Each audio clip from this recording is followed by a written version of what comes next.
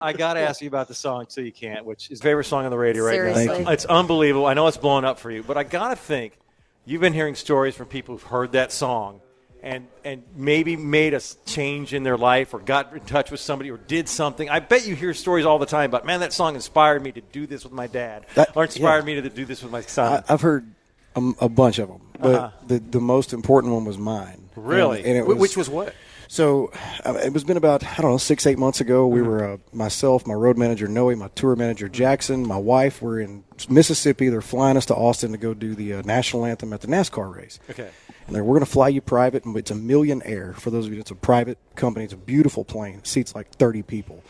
And we're up in the air, and I'm like, well, let's play some cards, and everybody's getting back there, and we're like, man, I said, this don't suck. This is awesome. Well, long story short, we went from 39,000 feet. The engine stalls, alarms go off, and we plummeted to about 15,000 feet.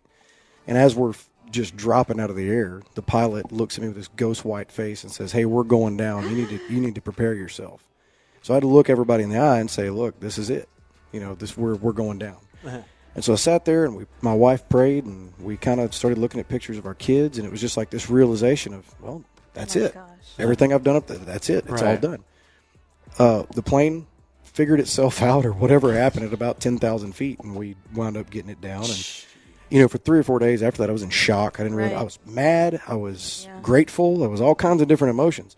So I got on stage to play Till You Can't the next time, and I just kind of broke down in tears because I started thinking about it's not till they can't. You don't take the phone call from Mama because Mama might go. You don't fix up the car with Grandpa because Grandpa might not be there. It's till you can't.